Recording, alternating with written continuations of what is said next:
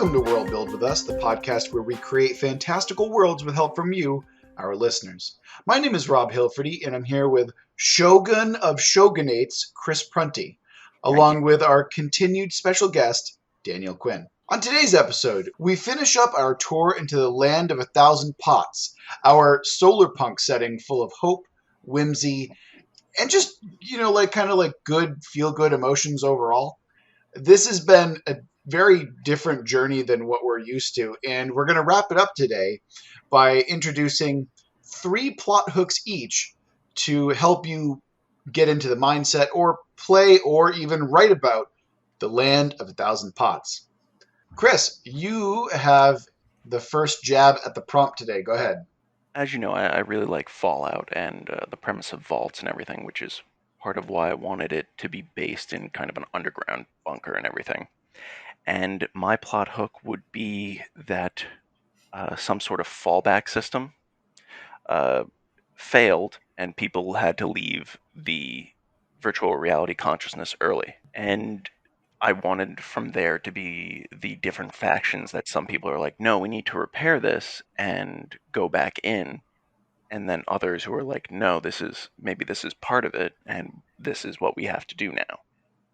Because the system ideally is supposed to be infallible. It's supposed to be like run off of geothermal power, 1,000 times cross-checked, that kind of thing. So how did it fail? Why did it fail? Kind of thing. And then there's people who are like, we shouldn't even look into it. We should just fix it, or we should live outside in the real world. It reminds me of there's the world ship kind of concept, like in Trek. That happens a couple times, I think, and also they had it in the Orville where like some portion of it fails and people awaken. They've got to decide, okay, what do we do now? Do we go back or do we proceed onward? So I think it's a classic kind of like utopia test in these stories. Do you leave paradise? Right. Yeah, I'm also getting like simulations within simulations vibes from it. Mm-hmm. Where it's like this is all just a test, of the true. Wait. How about it's like a group of people who are basically wanting to leave anyway, and then they get their wish as well. Well, and it could also be tested by the man in gray. Maybe it's part of his test. So kind of based on that, right? If you want to go into that idea, maybe there's like a coma that people fall into, and it's because they follow the man in gray a little bit too deep, and so they're in like a dreamscape where they're free but not actually free. Oh wow! So then it isn't a simulation inside a simulation there. Yeah, exactly. But it's all a dreamscape rather than like an actual tech simulation. Chris, when in this hook, when they wake up, we established like that they don't have they're kind of like minds inside of these tree bodies. So are they like embodied now? So they really have to think about, okay, how do we go back or do we proceed on? They really need to think about how to go back, because right. I think we talked about once how there isn't any going back. So they spend countless time trying to research and develop a way to go back, or do they accept their fate? Yeah. Oh, that's kind of dire, isn't it? I could also see this being the story of the first exiles. Like these are the exiles that shouldn't have been. It's like, oh, these are the people, or no, we didn't call them the exiles. We called them the shepherds, right? Yeah, or the people from beyond the veil. Yeah, well, no, the people from beyond the veil, those are the empaths. Those are the ones who are like the spiritual leaders in a sense, right? I'm thinking about. I mean, the ones that were androids that were let out early. Yeah. Okay, yeah. So that's who I'm thinking of. Like instead of them being androids, maybe they're just people who woke up from the simulation. And that's actually really tragic. But again, because we gave them a hopeful tinge the last time, it feels a little bit better. I mean, you can extend it too. Like, if they're the first, like, essential, like, exiles, then maybe the way they survived in their world is they realized, okay, there's this technology that's keeping humanity in a different form inside the simulation. So we know it's, like, biological, right? And it's not trapping their minds, but it's, like, hosting their minds. Maybe they reverse engineered some of the technology and put it in their own bodies so they could photosynthesize and they can, like, survive in the new world. And that's how they become cyborgs. Or right. that's how they. Yeah. Oh man. That's really fascinating. I'm not sure if cyborg would be the right word, but I also have Yeah, they're like bio. bioborg. Well, no. It's still melding the body with technology. It Technology, just yeah. so happens that technology is genetically modified plants now. True. Yeah. That's kind of cool. And then maybe they're like, okay, well, the world isn't fully healed, so it's still dangerous, but we can survive if we like work with this technology. So that's kind of like also to the spirit of Hope Punk, where you can continually improve yourself and continually fight against, I guess in this case, the ruined world, you know. Yeah. Speaking of ruined worlds, I did want to get into one of mine because the world is kind of a dire place right now, and I'm actually glad that we did this series when we did, because the escapism that it allows does help with coping with a lot of the stuff that's going on in the real world. You know, it gives me a brighter future to look forward to, even if it's fictional. You know, like just thinking about and talking about hopeful things does actually help me kind of get through a little bit, which is why I wanted to bring in a buddy cop Yeah. story into the Land of a Thousand Pots, because look, God. I made the police force of this world like professional wrestlers, and I want there to be. I mean, like that story alone is like you could run an RPG or tell a story about police officer pro wrestlers for sure. But I want to tell more specifically the version that's more like Lethal Weapon, where you have the new cop who's like he's like a loose cannon, and he's new on the force, and maybe it's his first kind of job, because these people, the cops, right? They're essentially people who are already on the verge of rebelling. So having a loose cannon cop who's new to the force is almost like guaranteed to happen on a cycle, right? And thus, what I want is Lethal Weapon. You got pro wrestling cops, and they're tracking. And I haven't figured out the caper yet. I actually wanted to bring this to you guys and be like, all right, what kind of adventure are these pro wrestling cops? Because I want buddy cop, right? I want you guys to help me figure out what the story is behind that, because really you can do anything, but I wanted us to bring it up here so we can figure it out together. What's you guys' favorite buddy cop movies? Like, one of mine is gotta be, it's a really bad one, but it's like with Sandra Bullock and what's her name, Melissa McCarthy, and I think it's called The Heat. And it's the same kind of thing where you've got like the loose cannon and the cop who's like the straight laced one who thinks they know what they're doing, but they complement each other. Mm-hmm. And I think the villains in that were very generic, but it was really like the interaction between the two that made it so enjoyable. So it doesn't really matter who you're pursuing. Yeah. I think that's actually a really important point when it comes to buddy cop stuff in general, is that the villains are kind of tertiary to the story, to the primary and secondary like protagonists, right? Like those are the main focus, and it's mostly like what brings them together is kind of unimportant, except for to bring them together. Yeah, right? Yeah.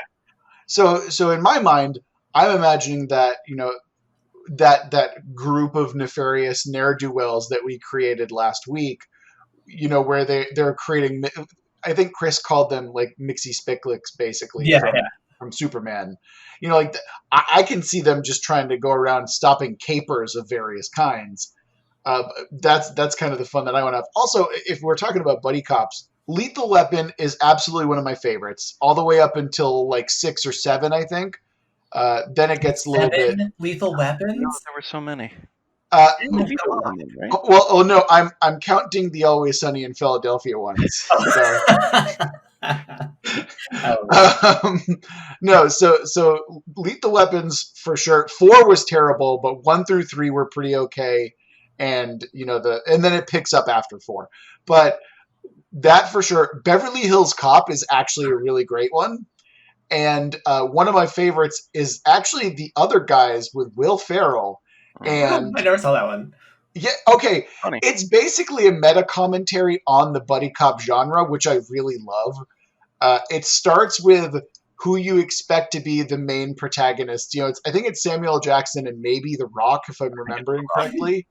Yeah, where they look at each other and they're like having a shootout and they're like, all right, we got to jump off this building and we got to live. And they jump and it cuts to their funeral because they jumped off the top of a fucking skyscraper, basically. Really? I gotta watch this. It's very, very entertaining. And Will Ferrell plays like, no, just go watch the movie. It's surprisingly good, I will say. But those three are in my mind some of my favorites. You're gonna hate if you ask my choices for Buddy What Cop. are yours? Well, of course we have to ask you now.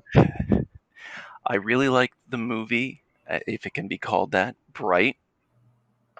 Oh God, I heard it was bad. Yeah, I never saw it. A lot of people have said it's bad. I enjoyed it. Wait, is that the evil Superman boy one? No, it's the Netflix movie.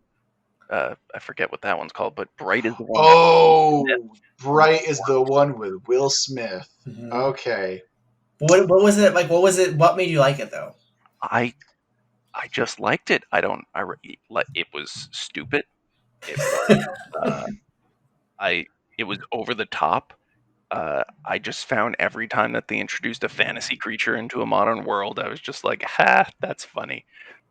See, No, hey, that hurts. That hurts so bad. I mean, I guess we can't really say unless we see it, because I avoided it just because it would tank so badly, but who knows? I mean, I would like to see him watch it too, because he has content views. No, I'm good. I'm good. I don't need to. I'm gonna watch it. No, I will save you the trouble, Daniel. Just go and watch Lindsay Ellis's breakdown of it. It's way better. It's a full breakdown. Oh, okay. One of the lines is "Fairy lives don't matter today." Yeah, it's maybe Chris's point. It's like it's so dumb that it's good. Is that what you mean? No, that's how I took it. Yeah. And my other one, it counts as a buddy cop movie. Mm-hmm. Zootopia. Oh, it is a good one. I will take that. I will take that. Yeah, that's not bad. Yeah, that's not bad. A good one. Also, very on brand for you, Chris. Very on brand.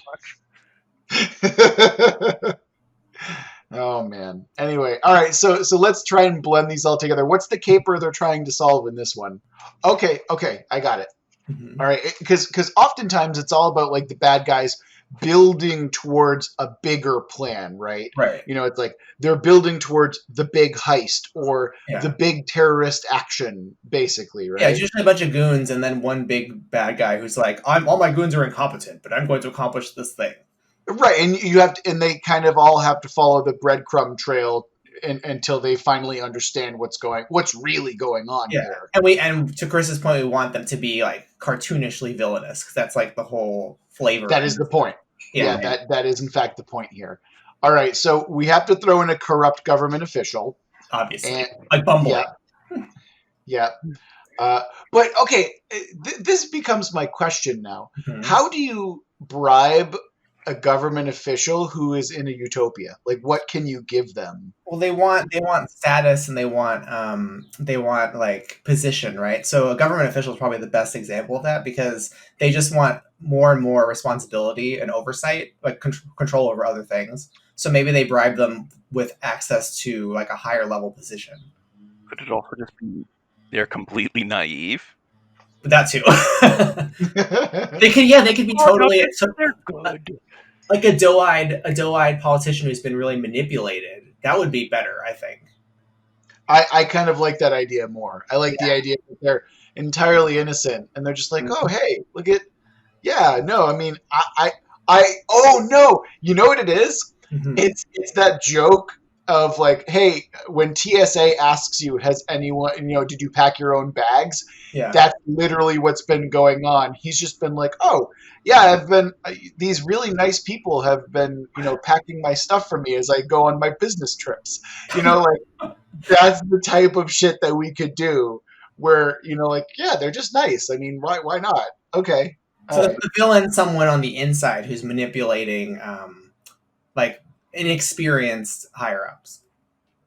Yes, I can vibe with that for sure. And what do they want though? I I, I know what I would want them to wrestle for or to fight people for. It Yes. would be, and I don't know what you would call it, but for the police precinct. So just every buddy like movie, like Dodgeball and everything, it always comes down just like we gotta save the gym. Yeah. Okay. Okay.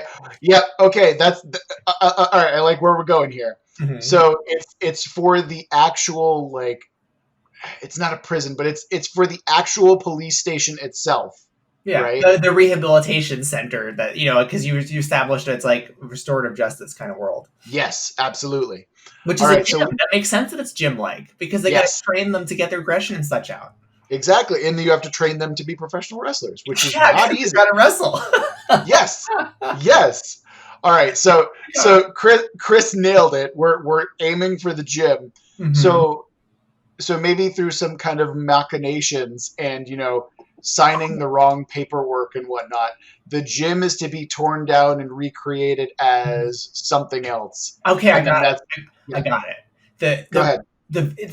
the reason why would you not want the gym like and the cops because they're the ones who kind of like make you walk the 12-step path, right? And who doesn't want to walk the 12-step path? Annoyed teenagers who are rebelling against the 12-step path.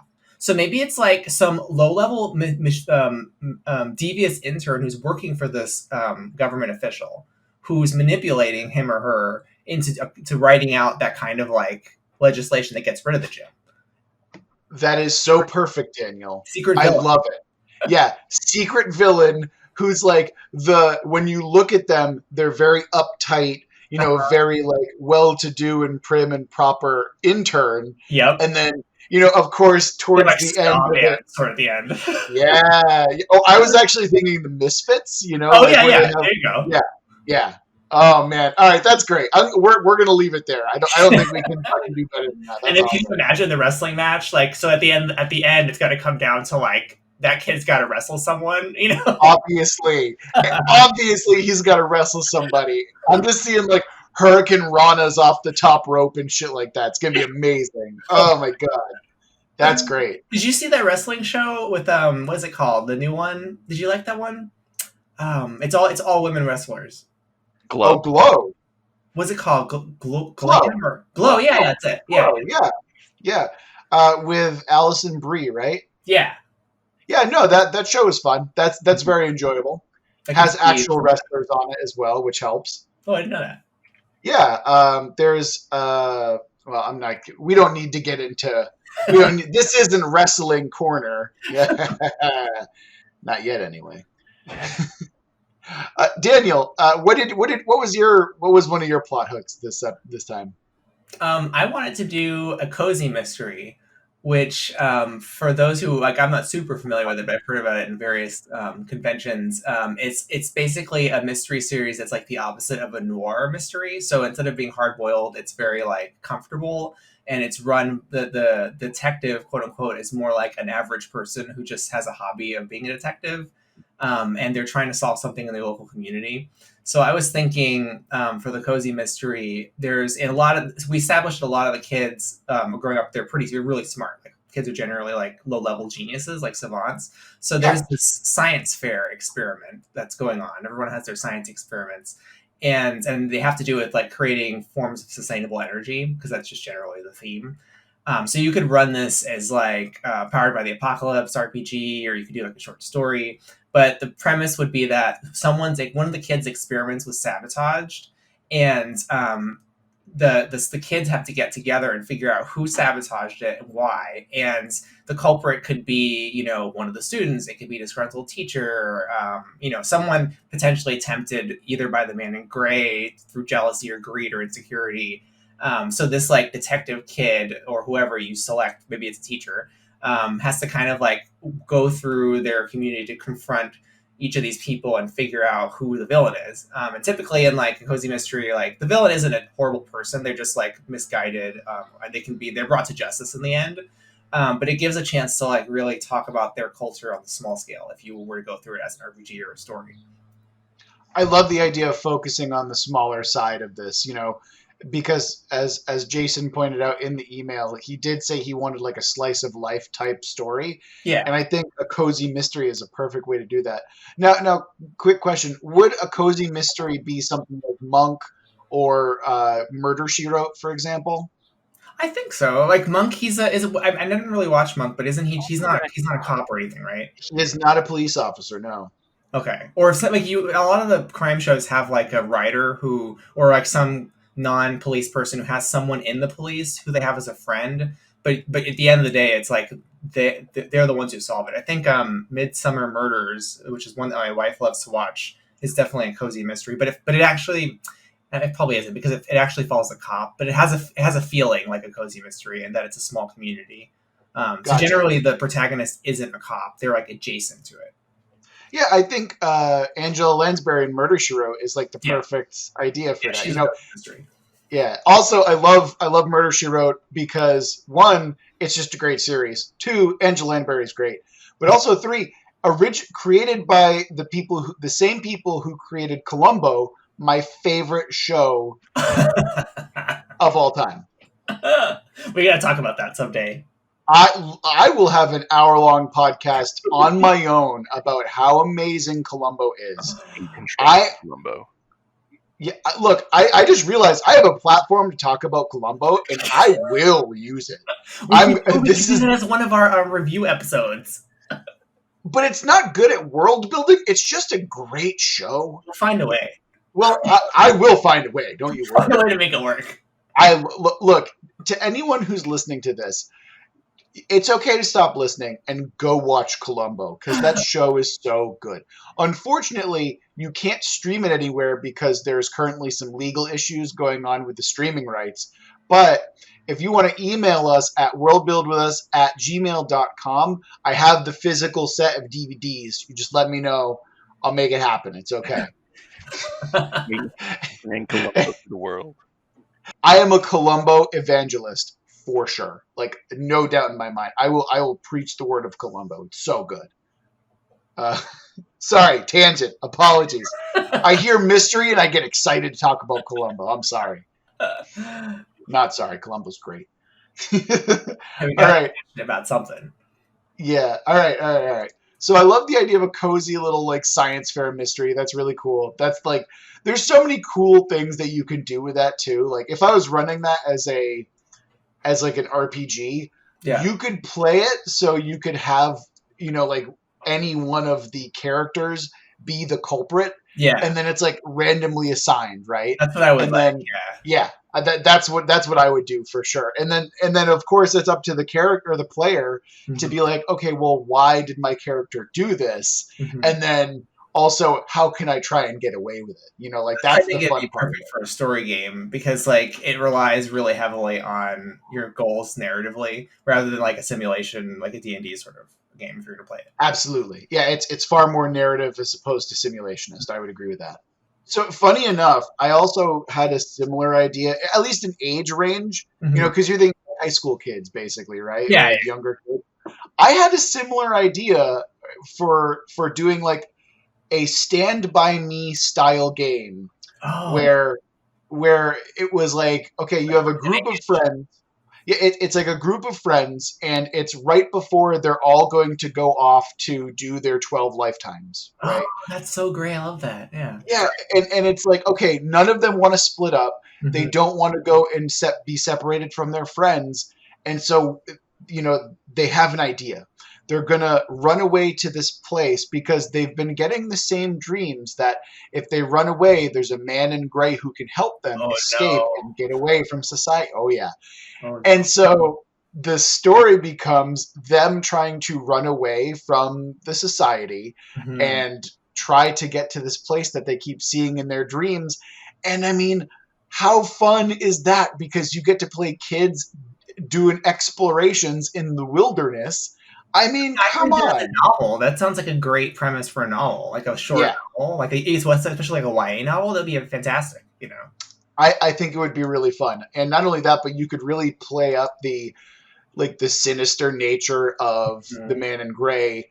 You could even have them get to the point where they get to the man in gray's, playland or whatever, and just have it be a horrible carnival, like stuff like that. I think that'd be really fun. Like kind of like almost like a Pinocchio, the animated one. Yeah.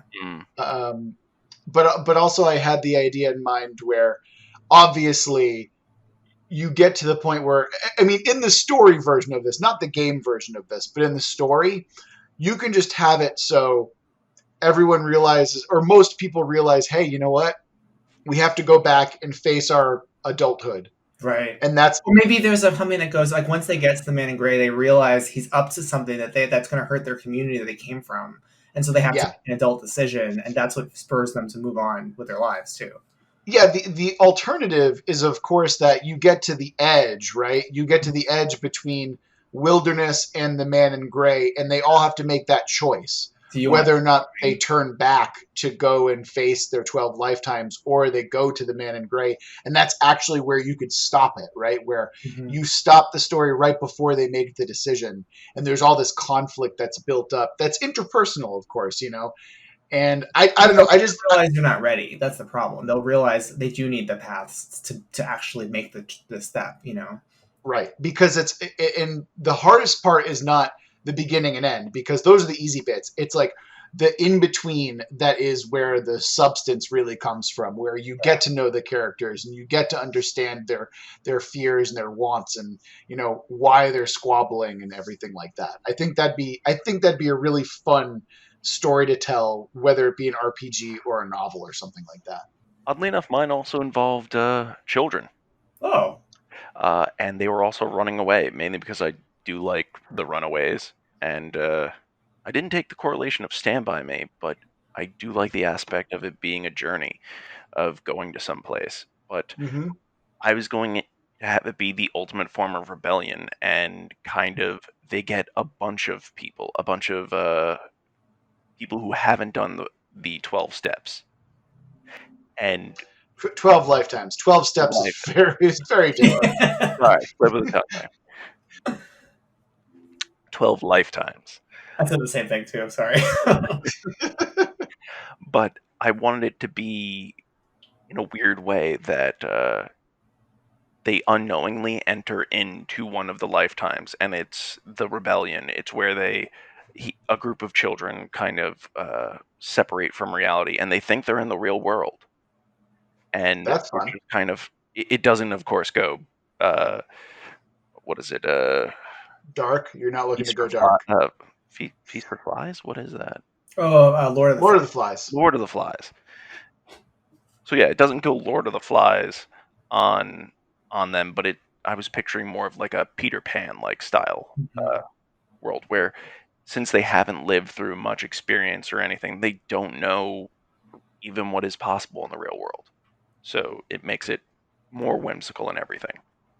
Oh, that's fun. Yeah. And because this is basically like like a paradise, I'm sure that there's plentiful, like, natural food that they could all eat, right? Yeah. That's fun. That's really fun. All right. So where does the conflict in your story come from exactly? So the conflict in it that I had the idea is I wanted something to kind of be effectively the pirates or something. I wanted it to be a group of adults or people who do exist there and are trying to catch them. But it's kind of like a dog catcher and dog relationship. They're not really enemies or anything. It's just two people doing their job. And I would find it even more poetic if the ones who become the dog catchers, or the pirates in this instance, are just the kids when they grow up, before they go into their next... Imagine that when you grow up and you go on to your next lifetime, as a community service thing, you go back and you play an active role in this one. Oh, that is super cool. So that's not something we've explored before, but I'm down with that. That's really cool. I'm super into that, because they're technically, they aren't really physical beings anymore. So that's entirely possible that they could be quote unquote sent back, or like maybe like that piece of their consciousness goes and does some service work in the quote unquote past. That's kind of neat. Yeah, now we're introducing an entirely new element that's just like, holy shit, there's a lot to mine out of that one. Yeah. Oh, the time That's relation crazy. is for my third one, but So my idea when you said that they're basically dog catchers, I mean, why not just make them police? Why not just make them pro wrestling police luchadors, you know? Everyone's fucking luchador. no, Yeah, I obviously. guess No, it would continue the theme, and they don't necessarily have to be outwardly the bad guy because there's no Mhm. outward bad guys. There's just the authority figure. well, I was even thinking that they're playing the character of the pro wrestler that they eventually grow up to be. Oh, I like that because I Yeah. really like the cycle version of it because it's like you're rebelling against yourself, and so that's like has a metaphorical basis to it. You know, like the struggle is really against yourself to be capable enough to move on to the next phase. Like they're literally representing that phase in their teenage life. So for their future self to be the authority that they're rebelling against under a mask is really neat, I think. Yeah. Oh man, and they're literally facing their future. Like it Mhm. is a physical embodiment of their future Yeah, in these characters. That's really cool. I love it. Yeah. Oh man. Daniel, you have another one. Go ahead. Which would you like more, a dog show, or would you like an Did you inverse bring?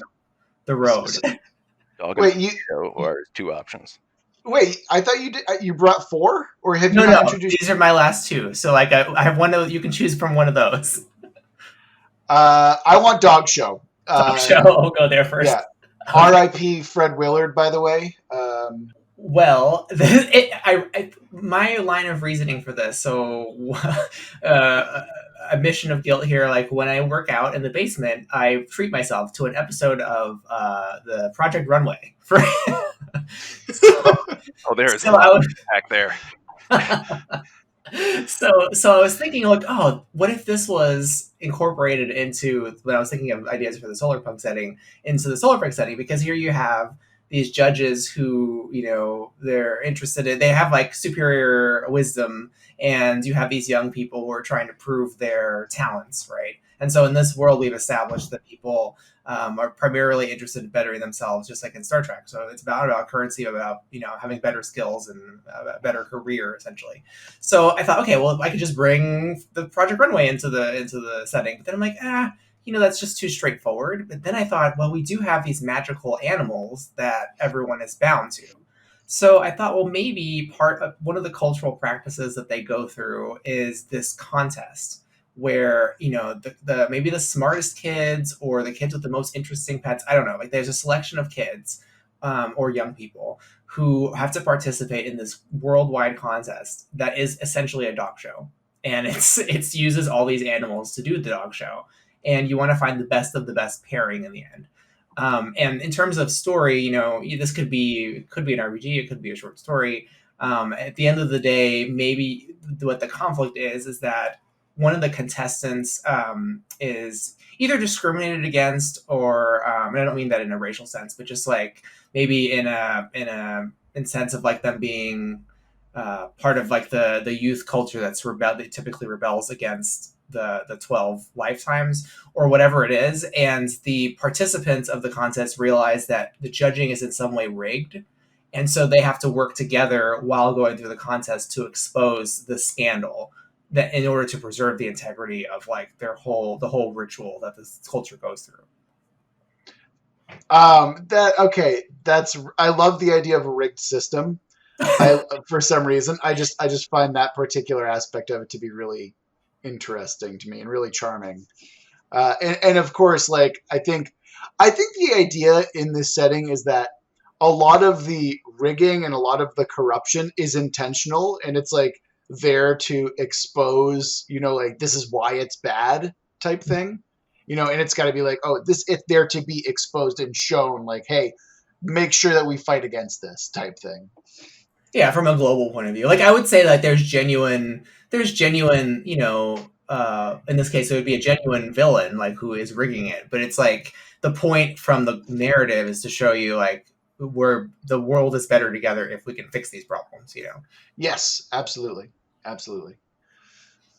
Also, I love the fact that you're trying to tie in Project Runway. Like that really look, as a man who loves him some Project Runway, let me tell you. Yep. Yeah. Season 8. I mean, sorry. As long as it has Heidi.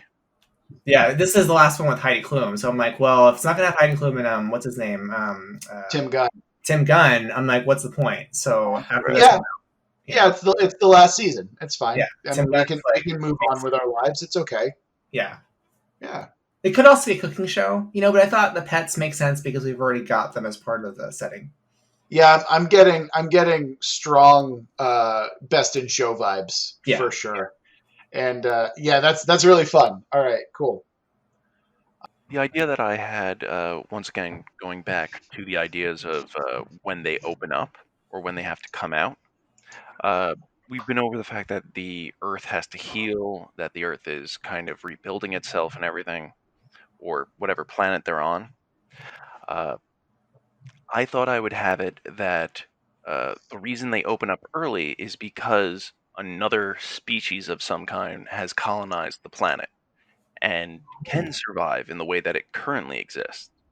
And I wanted the conflict to come with the interactions of them and kind of the fact that we stated that a lot of this has been teaching about how to live with nature, how to live with the way that the world is and keeping things as they are. But this is detriment to them. And so a lot of the conflict comes who owns this area. You weren't Mhm. even awake when we got here. Maybe they colonized the planet 100 years ago, and now you've woken up, and it's just like, but this is our home. And I wanted the conflict and the back and forth of cultural norms from the group that they interact with. Wow, that's fantastic. That what that reminds me of, especially if you make it difficult for them to understand each other in the beginning. The episode Darmok, like one of the greatest Star Trek episodes. Opera. Yeah, like where the other alien race communicates through like symbols essentially and metaphor, and so even with a translation, it doesn't make sense unless you understand their culture. So if the aliens who've inhabited the world are difficult to communicate with, that'll make it all the more interesting because now they've got to find a way to actually understand them before they can talk about who owns what technically. I I like that as well because I feel like well wait a minute. You're talking about the idea that once humanity awakens from the dream, right? Like once they awaken from the simulation, when everything is supposedly good, like they're ready to live in a utopian society. Is that what you're suggesting? Is that when this conflict arises? And it's like Correct. kind of their first thing that they have to deal with? Yeah. Yeah, imagine if you wake up and it's supposed to be like, yeah, the world's ready for us, everything should be all set to go. Wait, who are you guys? Yeah, Which is perfect because it shows that you can't ever achieve a utopia. That's classic hope punk, right? I guess. I mean, yeah. Well, my other question becomes, well, what happened to the people who are already awake, like the shepherds and those who see beyond the veil and stuff like that? Where were they when this whole thing was going down? Well, they can't wake up the other people, to my knowledge. So maybe they've already kind of either existed in a separate third group, and now you have three groups that were never part of the original plan. Interesting. I mean, it could be too that the empaths are really only focused on the area of wherever the human sleeping bits are. So, like, they don't really explore the rest of the ruined world. So, like, the colonization could have happened, and maybe the android slash people beyond the veil sorts, like, they're aware of these aliens and have been dealing with it. Or it could be Okay. the fact that the aliens, like, it's a big world. Who knows how much of an area that they've explored or know, or And it's uh, multiple worlds. yeah, Yeah. I kind of have an idea about that actually. Instead of aliens, can we just have them be another species that has since evolved since the fall of humanity? Oh, that And would they've too. Yeah, so they're natives to the planet as well. They're just like different natives. Like they're the progeny of like millions of generations of some kind of animal that's now become sentient and has become a nascent humanity, as it were. Where roach people. not even I was thinking cephalopods actually, Fungus but people. what was that, Daniel? Fungus people. Fungus people? Well, actually, that is an Giant entirely different intelligent aphids. implication. What's that? No, Giant he intelligent. said nothing, Daniel. He said absolutely nothing. Don't worry about it. Giant intelligent insects? Did you say that? No. Yeah, Giant no. He was saying cephalopods, Daniel. Aphids. Oh, I see. God damn it. Their primary resource is milking, of course. I just thought it would be kind of interesting. I don't know. I just thought it'd be I cool like that though, because if you Yeah. want to keep the setting, if you don't want to deal with, because like the instant we introduce other alien species, now there's like the world is a lot bigger, right? So if you want to deal with that from a narrative point of view, if you make it another species on the planet, you don't have to worry about space, you know? Right. And then with this, there's also the idea that it is humanity's job to guide this new species into a utopia. You know, like Mhm.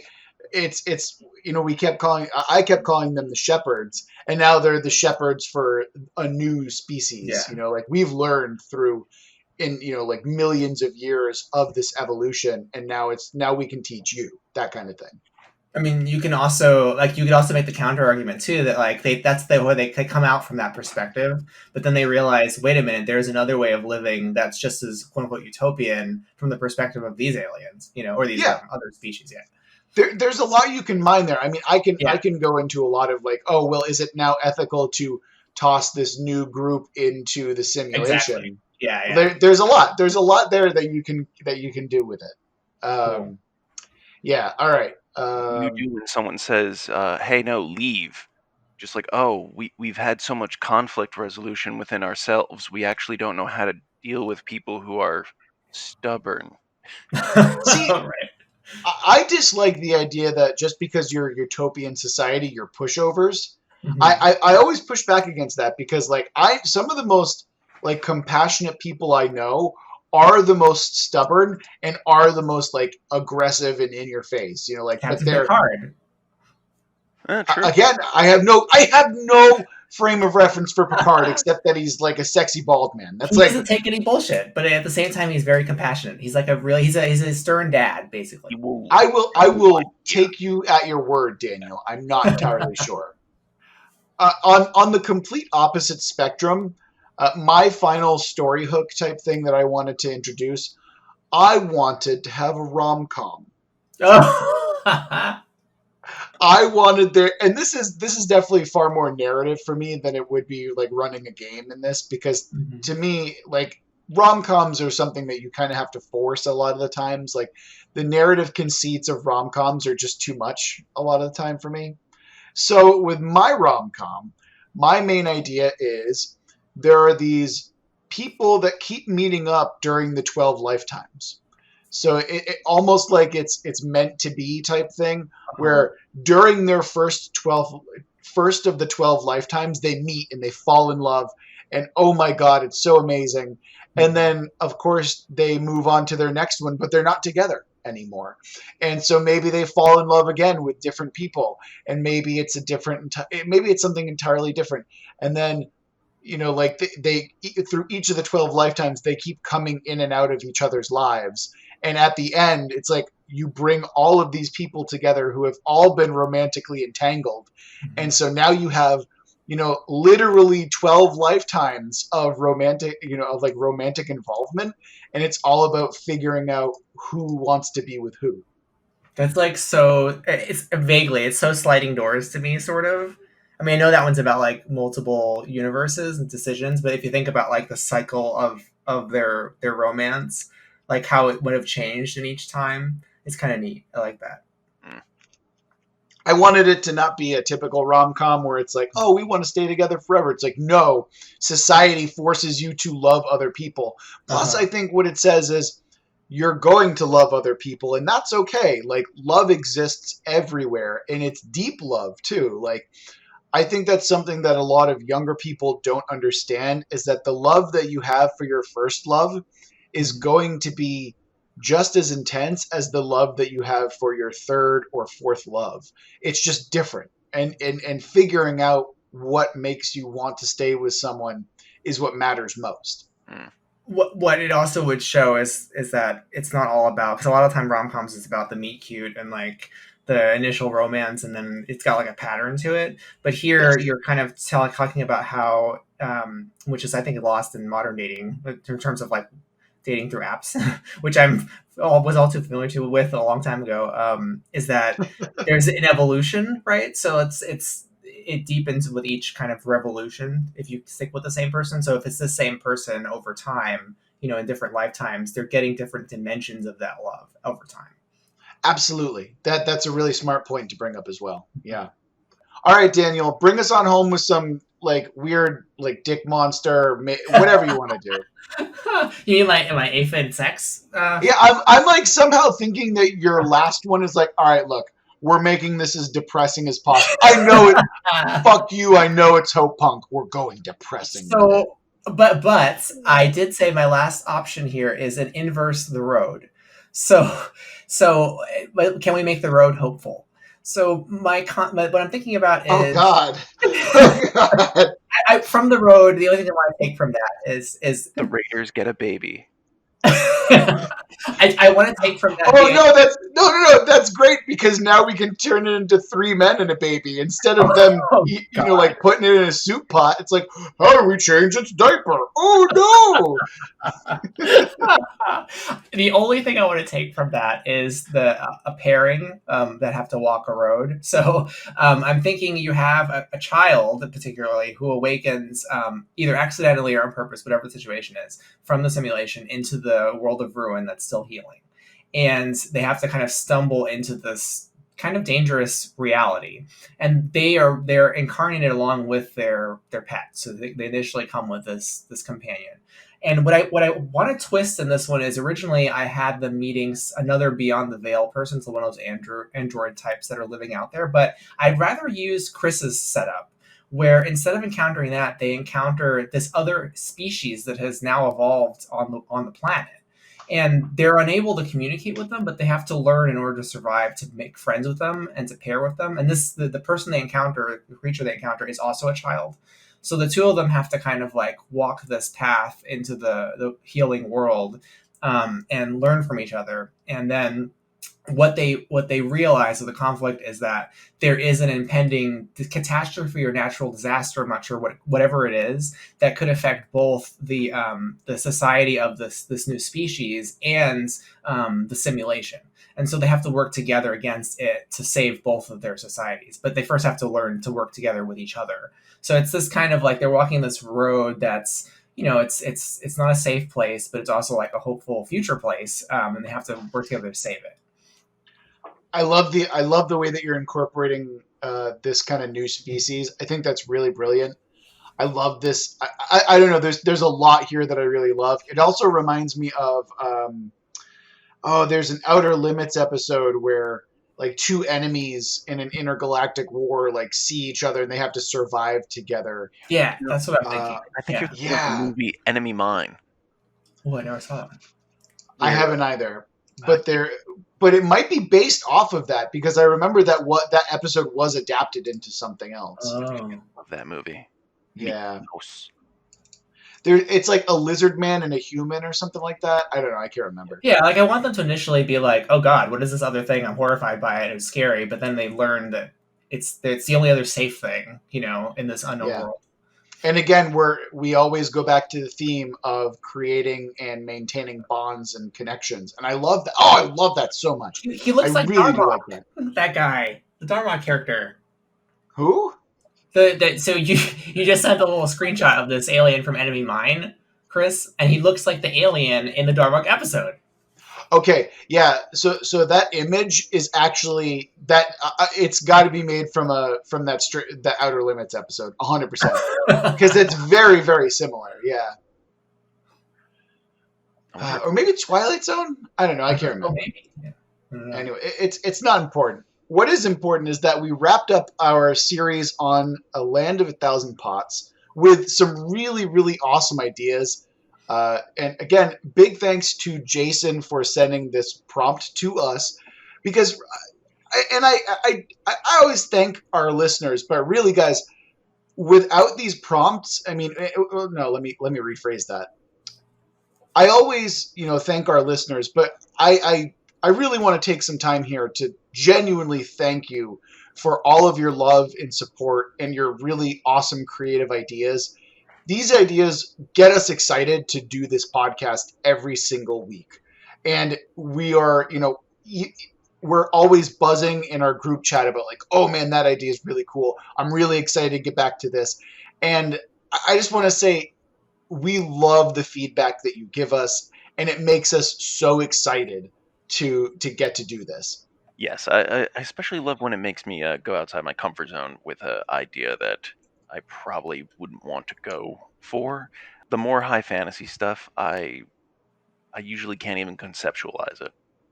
Uh, but I really like where it makes me think of places I wouldn't normally. So yeah, keep sending them.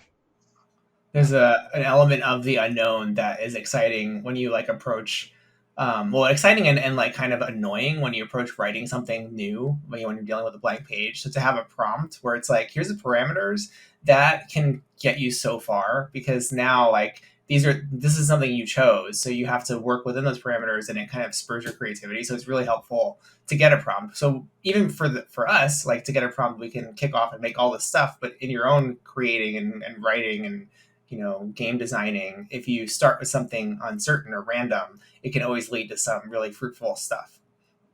Absolutely. And it is my sincere hope that by listening to us kind of like babble and go back and forth, that there is something, even if it's just a phrase that we use, that inspires you to go out and write and create on your own. Because I think that's part of what makes this whole podcast for us so exciting, is the back and forth. Like, we inspire you, you inspire us, and it just, it goes on forever in this beautiful cycle of creative love. And aphid milk. Mm. Oh, I'm so sick of that goddamn aphid milk. I just picture Luke, with the teat of the alien. Like, that's what I'm picturing right now. I know what you're thinking of, Dan. He's so satisfied with himself too, like in that image. Yeah. It's just a great image. And I hate that movie, but I love that image. All right. I think that's a good place to wrap it up. Thank you so much for listening, as always. And remember that if you want to send us an email, you can do so by sending one to worldbuildwithus@gmail.com, or you can send us a DM or a public message on Twitter @Let's Worldbuild. Send us your ideas. We're always looking for more. And remember that we love you very much, and we hope that you have a great week. You're going to get through it. We're going to get through it together. Thank you.